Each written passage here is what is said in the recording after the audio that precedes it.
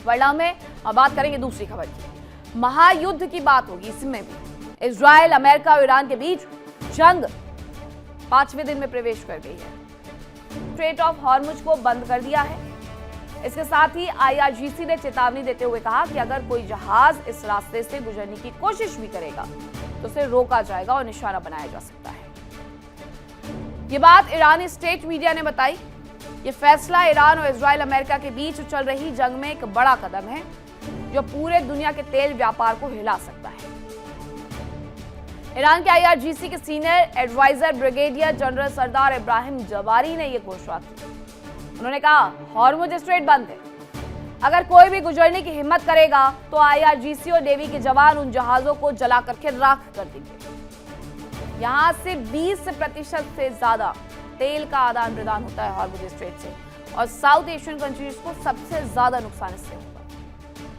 ये चेतावनी ऐसे समय में आई है जब कुछ दिन पहले अमेरिका और इजराइल की ज्वाइंट स्ट्राइक्स में ईरान के supreme leader Ayatollah Ali Khamenei की मौत हो गई थी, और इसी के बाद से मिडिल ईस्ट में हालात बहुत ज्यादा खराब हो गए हैं। दूसरी तरफ अमेरिकी सेंट्रल कमांड का कहना है कि ईरानी अधिकारियों के बयान के बावजूद हॉर्मुज स्ट्रेट बंद नहीं किया गया है। यह अमेरिकी सेंट्रल कमांड का दावा है, लेकिन ईरान ने जो कहा है उस पर भी जरा फोकस करना होगा, वरना जो भी जहाज निकलेगा वहां से एक बड़ा नुकसान होगा, लोगों की जान पर भी बनाएगी। ईरान में अब तक 742 लोगों की मौत हो चुकी है, जिनमें 176 बच्चे हैं और 750 से ज्यादा लोग घायल हैं। स्कूल की तस्वीरें जो आई हैं वो सबसे ज्यादा चौंकाने वाली, डराने वाली है। 165 बच्चियां जिनकी कब्र एक साथ खो दी गई। अब IRGC में ऑयल बम किस तरीके से फोड़ा है उन्होंने, और तेल की सप्लाई को, अहम रूट को बंद किया है, वो आप जरा समझिए। हॉर्मुज स्ट्रेट ये बहुत चौड़ा रास्ता नहीं है, बस यहाँ से जो भी आदान प्रदान होता है अरब सागर, ओमान की खाड़ी से होते हुए हॉर्मुज स्ट्रेट से होता है, और यहीं से ये तेल का पूरा आदान प्रदान होता है। ये दुनिया में तेल की सप्लाई का सबसे अहम रूट है। ईरान, फारस की खाड़ी, ओमान, UAE, सऊदी अरब, कतर, यहाँ से ये पूरी सप्लाई होती है। और हॉर्मुज स्ट्रेट अगर ये जगह बंद हो जाती है, इसे ईरान पूरी तरीके से बंद कर देता है। ईरान यहाँ पर सबसे ज्यादा दबदबा बना करके रखता है। अगर वो इसे बंद कर देता है तो बाकी की कंट्री, तेल उनके यहाँ पर पहुंचना मुश्किल हो जाएगा। कई रिपोर्ट्स ये कहना शुरू कर चुकी हैं कि भारत में अगर अभी तेल की बात की जाए तो एक रिपोर्ट कहती है 45 दिनों का स्टॉक है, एक रिपोर्ट कहती है 25 दिनों का स्टॉक है, क्योंकि सरकार के द्वारा भी कुछ भी नहीं बताया गया है। दूसरी तरफ जापान की ओर से ये कहा गया है, जापान ये कहता है कि उनके पास 245 दिन का क्रूड ऑयल रिजर्व है। अगर ये जंग ज्यादा लंबी खिंचती है तो तेल के दाम आसमान छूने लगे, और कई जगह पर तेल के दाम, गैस के दाम में अच्छी खासी बढ़ोतरी दर्ज भी कर ली गई है। अभी भारत में वो स्थिति नहीं है। ईरान और ओमान के बीच में मौजूद ये स्ट्रेट ग्लोबल ट्रेड में सबसे जरूरी रुकावटों में से एक है। ये फारस की खाड़ी को ओमान की खाड़ी और उसके आगे अरब सागर से जोड़ता है। हालांकि ये ईरान और ओमान से घिरा है, लेकिन इसे एक इंटरनेशनल शिपिंग लेन माना जाता है।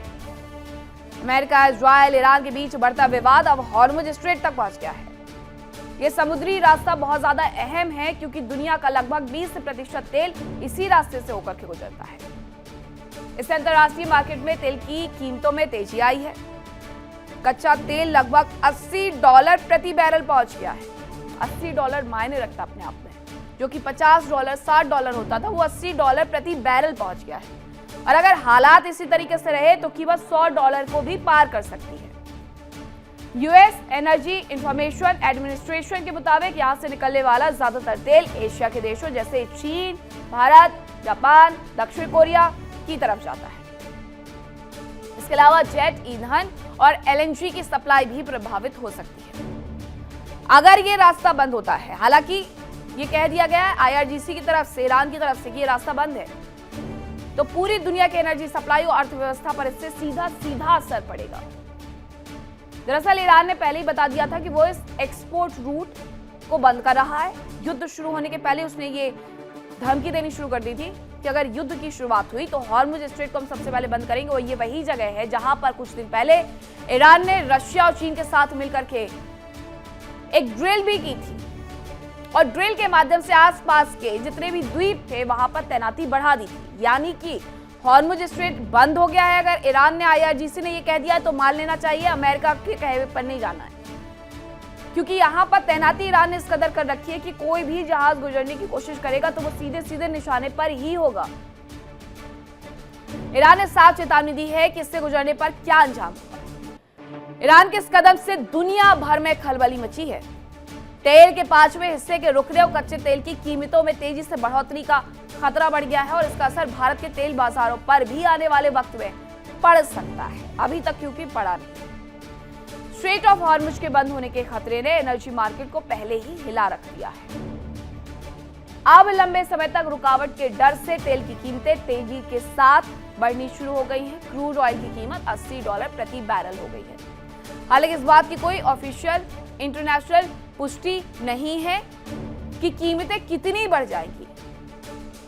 ना ही इस बात की कोई इंटरनेशनल पुष्टि है कि स्ट्रेट पूरी तरीके से सील है। ये तो ईरान कह रहा है, लेकिन ईरान के नए ऐलान से धुकधुकी जरूर बढ़ी है। हालांकि टैंकर ट्रैफिक कम हो गया है और वाटरवे के पास इलेक्ट्रॉनिक इंटरफेरेंस और हमलों की खबरों ने और ज्यादा चिंता को बढ़ा दिया है।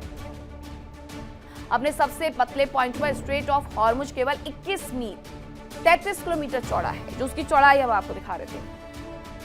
हर दिशा में शिपिंग लेन सिर्फ 2 मील चौड़ी है, फिर भी ये दुनिया की एनर्जी सप्लाई का एक बड़ा हिस्सा भी है। अब स्ट्रेट ऑफ हॉर्मुज पर कौन कौन निर्भर है, जरा वो आपको बता देते हैं। सऊदी अरब दुनिया का सबसे बड़ा तेल निर्यातक है, ये भी इसी पर निर्भर है। बड़े पैमाने पर क्रूड एक्सपोर्ट इसी रास्ते से करता है। ईरान की अगर बात की जाए तो लगभग पूरा तेल और गैस निर्यात हॉर्मुज पर ही उसका निर्भर है। स्ट्रेट पर रणनीतिक नियंत्रण भी उसी का है। इराक की हम बात करते हैं।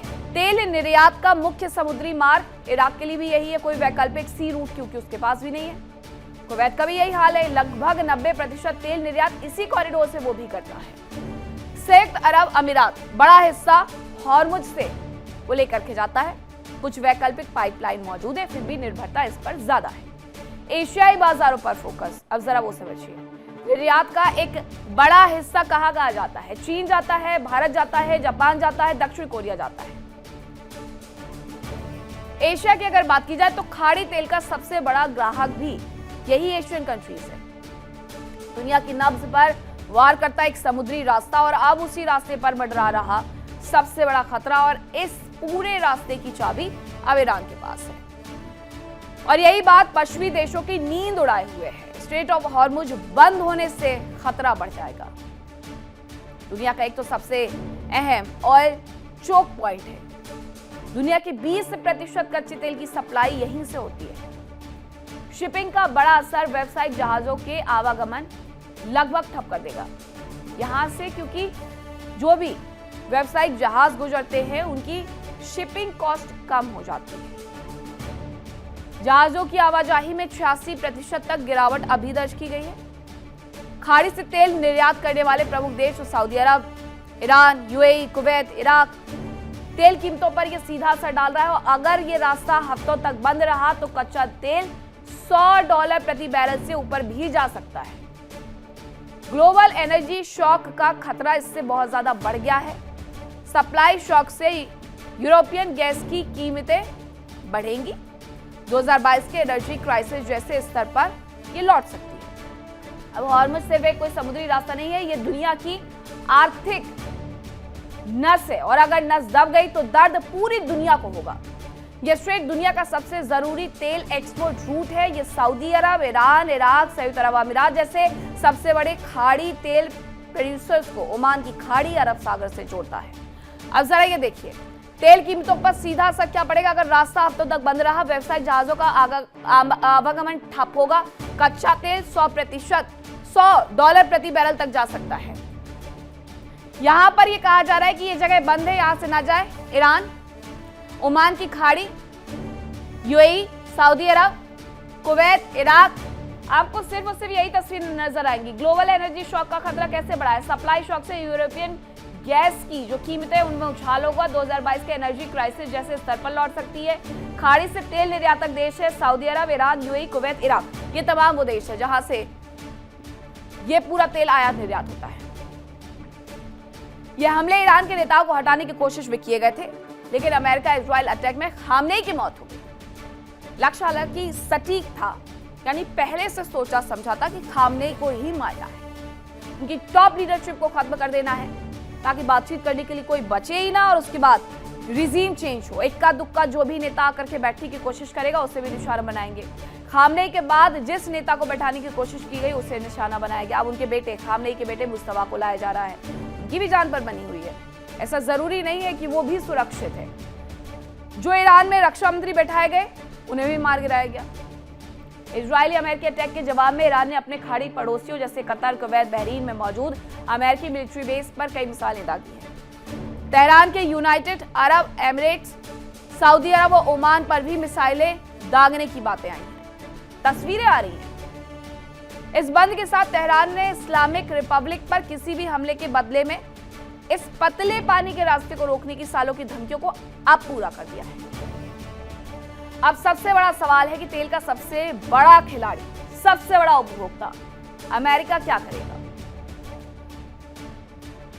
अगर मैं बात करूं कि दुनिया भर में कितने शीर्ष तेल भंडार वाले देश हैं प्रति बैरल, बिलियन बैरल में, तो वेनेजुएला के पास 303.8, ये हम बिलियन बैरल की बात कर रहे हैं। सऊदी अरब में 258.6, ईरान में 208.6, कनाडा के पास 170.3, इराक के पास 145.0, कुवैत के पास 101.5, यूएई के पास 97.8, रूस के पास 80, लीबिया के पास 48.3, अमेरिका के पास 47.1, नाइजीरिया के पास 36.8, कजाकिस्तान के पास 30, चीन के पास 26, कतर के पास 25.2, ब्राजील के पास 12.7। इतना तेल है। जब बात दौलत, दबदबे और दुनिया को सुलाने वाले ईंधन की आती है तो एक ही नाम सबसे ऊपर आता है, वो नाम है सऊदी अरब का। दुनिया की सबसे बड़ी तेल रिफाइनरी पर हमला भी किया गया है और उसकी वजह से ही तेल की कीमतों में उछाल, एलएनजी में उछाल दर्ज किया गया है। महज एक कंपनी नहीं है ये, बल्कि सऊदी अरब की अर्थव्यवस्था की रीढ़ और ग्लोबल एनर्जी मार्केट का सबसे बड़ा प्लेयर है। इसकी हैसियत का अंदाजा इस बात से लगाया जा सकता है कि ये कई बार एप्पल और माइक्रोसॉफ्ट जैसी दिग्गज टेक कंपनियों को पछाड़कर दुनिया की सबसे वैल्यूएबल कंपनी बन चुका है। इसका नाम है सऊदी अरामको। सबसे महत्वपूर्ण और बड़ी रिफाइनरी में से एक है। रास तनुरा को ईरान ने ड्रोन से निशाना बनाया और इस ड्रोन हमले के बाद रिफाइनरी परिसर में आग लग गई। ईरान ने अरामको पर एक बड़ा हमला किया। ईरान ने सऊदी पर मिसाइल से हमला किया था। अरामको के ऑयल डिपो पर ईरानी हमला दुनिया की सबसे बड़ी तेल कंपनी ठप कर देगा और ये हुआ। 45% तक गैस के दामों में उछाल देखा गया। ड्रोन हमलों के बाद इस रिफाइनरी को बंद करना पड़ा। सऊदी अरब की लाइफलाइन कहा जाता है। ईरान ने सऊदी की कमर पर सीधा वार किया है। सऊदी के साथ वैसे भी बहुत अच्छे संबंध नहीं है और सऊदी तो पूरी तरीके से खुलकर के अमेरिका का समर्थन कर रहा है। सऊदी के प्रिंस सलमान को देखा भी गया था अमेरिका में, वॉशिंगटन में, व्हाइट हाउस में हाथ मिलाकर के गले मिलते हुए। उसके बाद से ईरान और बौखलाया हुआ है। इस हमले के बाद ग्लोबल ऑयल मार्केट में भूचाल आ गया है। ईरान का साफ संदेश है, आग झेलनी पड़ेगी। खाड़ी क्षेत्र में तनाव की नई लकीर भी इसकी वजह से खींच दी गई है। ऐसे में सवाल यह है कि आखिर ईरान ने सऊदी अरामको को निशाना क्यों बनाया। इस कंपनी और देश का अमेरिका या फिर इजराइल से क्या कनेक्शन है, तो वो आपको बता देते हैं। ईरान ने ट्रू प्रॉमिस 4 के तहत अरामको की रास तनुरा रिफाइनरी पर हमला करके सऊदी अरब और अन्य खाड़ी देशों पर कूटनीतिक दबाव बनाने की कोशिश की है। वही ईरान का आरोप है कि सऊदी और इजराइल ने मिलकर अमेरिका से उस पर हमला करवाया है, जिससे नाराज होकर ईरान ने तेल बुनियादी ढांचे को निशाना बनाया। और ये वॉशिंगटन पोस्ट के हवाले से कहा गया था कि सऊदी ने प्रेशर बनाया था हमला करने के लिए कि ये सबसे सटीक वक्त है, वरना ईरान परमाणु शक्ति बन जाएगा और उसके बाद उस पर हमला करना मुश्किल हो जाएगा। ईरान का सीधा संदेश है कि जो खाड़ी देश अमेरिका को अपनी जमीन और हवाई क्षेत्र इस्तेमाल करने देंगे, उन्हें भी इस युद्ध का सक्रिय हिस्सा माना जाएगा। सऊदी अरब ने सार्वजनिक रूप से कहा कि उसने अपनी जमीन और हवाई क्षेत्र का इस्तेमाल ईरान पर हमले के लिए नहीं होने दिया, लेकिन ईरान का आरोप है कि खाड़ी देशों ने अमेरिका और इजराइल ऑपरेशनों को इनडायरेक्ट समर्थन दिया। तेहरान का कहना है कि अगर किसी देश की जमीन से उसके खिलाफ कार्रवाई होती है तो वो देश भी जवाबी कार्रवाई का हिस्सा माना जाएगा, इसीलिए उसने सऊदी अरब पर यह अटैक किया। अरामको पर हमला ईरान के तथाकथित टू प्रॉमिस 4 अभियान का हिस्सा बताया जा रहा है। एक्सपर्ट्स के अनुसार यह सिर्फ सैन्य हमला नहीं है बल्कि एक रणनीतिक संकेत है।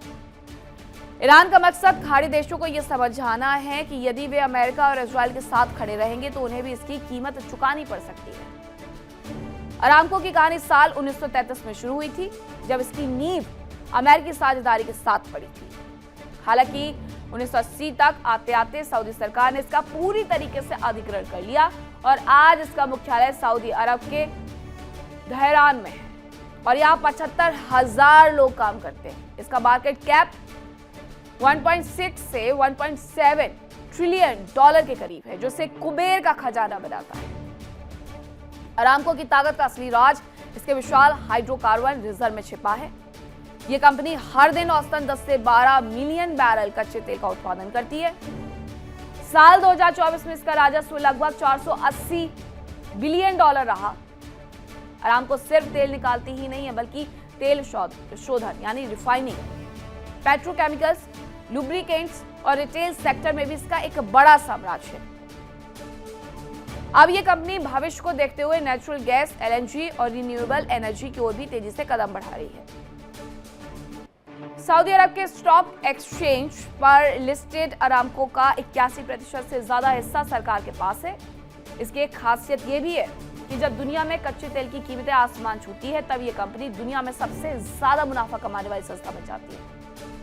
आसान शब्दों में कहें तो अरामको वो इंजन है जो न केवल सऊदी अरब की तकदीर बदल रहा है बल्कि पूरी दुनिया के पहियों को रफ्तार भी दे रहा है। अगर यहाँ पर तेल का उत्पादन रुक गया, रिफाइनरी बंद हो गई, तो हर देश पर इसका असर देखा जाएगा। तेल सिर्फ ऊर्जा नहीं है, यह राजनीति है, हथियार है, दबाव की भाषा है। अगर हॉर्मुज लंबा बंद रहा तो अमेरिका अकेला नहीं जलेगा, दुनिया की हर अर्थव्यवस्था धुआं उगलेगी। तो सवाल वही है कि क्या अमेरिका ताकत दिखाएगा या सौदा करेगा? क्योंकि इस बार लड़ाई सिर्फ समुद्र की नहीं, तेल से चलने वाली पूरी दुनिया की भी।